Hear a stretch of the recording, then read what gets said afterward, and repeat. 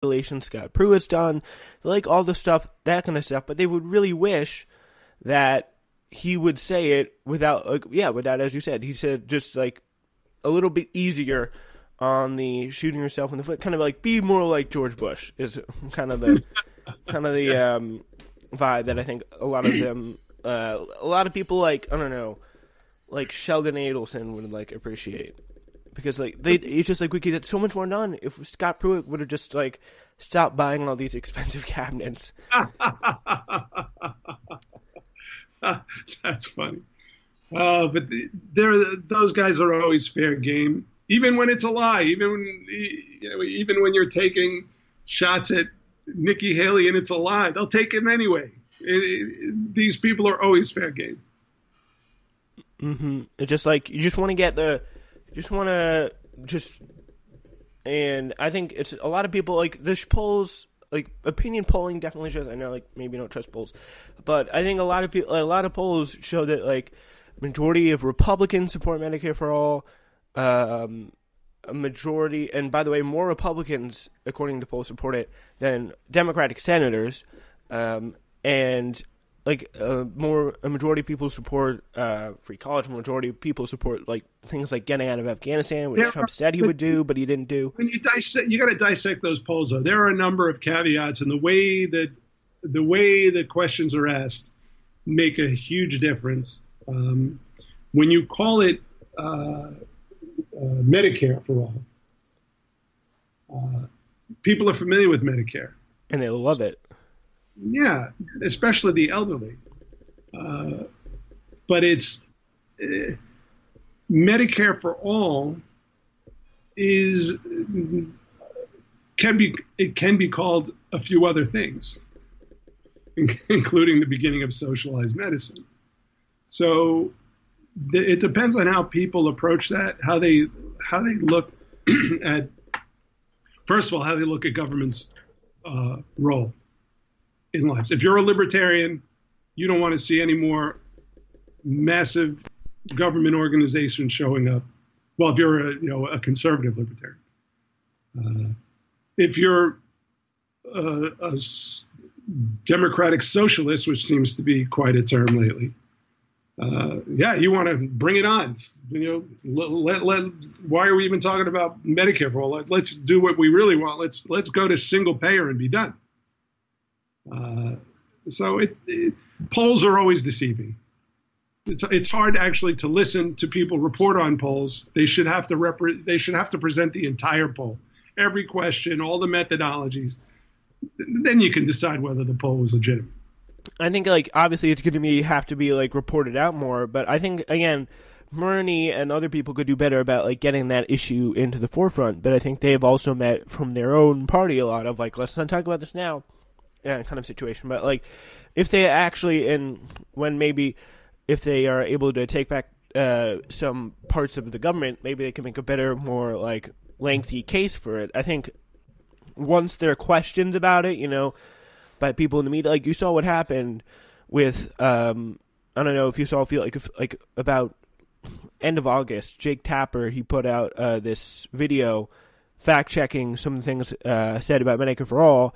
And then like Bernie Sanders was like, okay, Jake, you're totally wrong about this, and then he had to like take it down because he had messed up. I think the left who supports this idea could definitely hold under like the media scrutiny that is presented by this issue, because I think overwhelmingly it's a popular idea that actually, as we know, does I agree. Like you said, and I agree, it's a popular idea. But when you get down to the money, when you get down to the financial aspects of it, it's a harder sell to a big portion of this country. Yeah, but somebody's taxes will be going up. Whose? Top 1%. You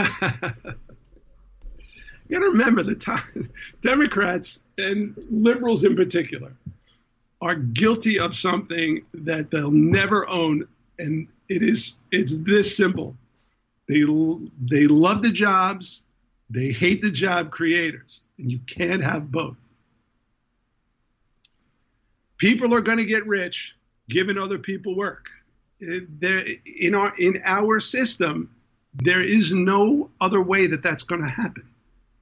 So we can't, carpenters aren't going to go to work without the guy who owns the factory making money off each one of those carpenters. It's that simple. Yeah, and I do totally agree with you on that front. But the question is, like, do we really need to have people like Jeff Bezos? And interestingly enough, so Tucker Carlson talking about this on Fox News recently. He was like, people like Jeff Bezos, like they're like one of the richest people ever, like in modern history, and they don't pay their workers enough, so they don't have to qualify for food stamps. Like that's what we say when we like the top 1%. Like we just like don't like destroy them, don't wipe them off the map, but like make sure that they at least pay a little more. Yeah. But there are other ways to approach, the Google, Bezos, Facebook. Some of it is through, our politicians are feckless. They accept donations from the top 1%. Exactly. And so they don't really want to meddle too much inside those businesses. But a lot of those businesses deserve some antitrust scrutiny, in my opinion. I totally agree.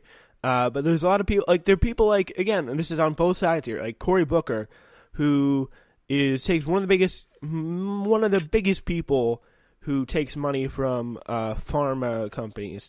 Bernie Sanders brings up a bill to vote that's overwhelmingly popular with the Democrats and everything.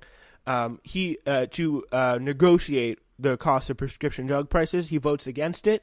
And yeah, that just shows you, again, probably one of the biggest issues that we have, which is money in politics. I agree. Money in politics. I don't know how you get it out of politics. The Citizens United decision was interesting. I mean, I understand both sides of that. That's a difficult case. People should have freedom to speak, to espouse an opinion. At what point is that opinion simply out there to purchase favor, to slander other people? How powerful a voice is a group, an individual, an organization allowed to have?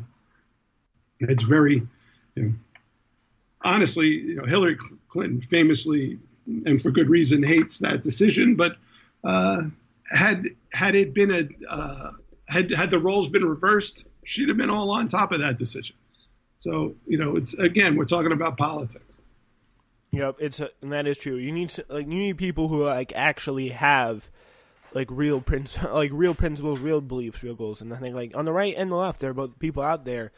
And I think that's what it's going to, in the end, kind of have to be about. All right, we are going to take a little bit of a turn into the book world, I guess you could say, with the release this week of Fear. It's full of damning allegations about the Trump administration. The book portrays the Trump White House as chaotic and disloyal, and this was released on 9/11. Journalist Bob Woodward, obviously, is the author of the book, and here are just a taste of the revelation so far. Woodward's book apparently spurred Trump to look to replace Mattis, who's at the top of the list of people who have been really kind of speaking out about Trump. Trump called, apparently, according to the book, Jeff Sessions mentally retarded or a dumb Southerner or something like that. Ivanka Trump and Steve Bannon had a little bit of clash. Trump told Mattis he wanted to assassinate Bashar al-Assad. Gary Cohen snatched 2 documents off Trump's desk to prevent him from wrecking trade deals. John Kelly was reportedly enraged with Trump over his handling of Charlottesville and said he would have taken a resignation letter and shoved it up his ass 6 different times. Those are just some of the major revelations. And apparently also Trump said that his speech after the deadly white supremacist rally in Charlottesville was the biggest effing mistake he's made, which is interesting. Well, he's probably right about that. I think he's definitely right about that. Yeah. How come he doesn't get any credit for recognizing his mistakes? I'm sure he doesn't want to deny that. Yeah. Well, he will never deny. He said it himself. At a couple of speeches, he said, "No, they're waiting for me to say, I was wrong. I don't think I'll ever do that." His persona he's built this persona over years. I think that part of this is simply part of what he says to people. It's always the Donald Trump show. And I think he never does anything without actually considering it in some way, at least in a broad sense, first. I think he's regulated far more than people imagine. It's full disclosure. I do not read these books. I cannot bring myself to read these books on either side. I can't read the books of Fox journalists that are touting a giant conspiracy against the president, and I can't read Woodward and Omarosa. To me, it's more of the marketing game, and it's part of the swamp. People don't like that word, the swamp. They don't want to believe that their government is festering with self-promoting, self-enrichment based policies, programs, agencies. But wherever there's money, there's corruption. So there are a number of people, and I think you and I have discussed this before. Yes. There are so many people who may even be ideologically supportive of the president, who just do not want to see their pet projects and agencies and jobs and streams of money disappear. And they are right now in like an extinction reaction. They're screaming, they're grasping at straws. A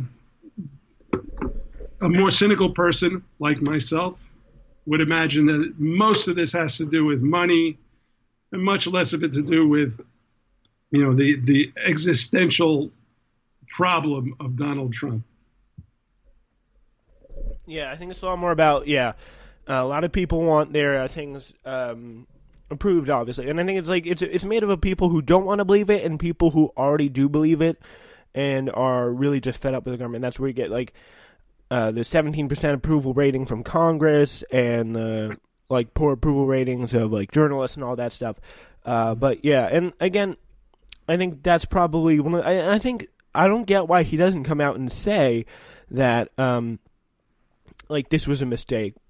Because if he does, I think the media will just not know what to do with themselves. They'd be like, Trump admitted he was wrong? What? And they'd be like, they just literally have a combustion. A lot of people will be like. Well, the funny thing is most people know it's a mistake. Just the guy who made it won't say it. Yeah, you have Free Cigar, you'll be like, oh my gosh. You just have a explosion on air.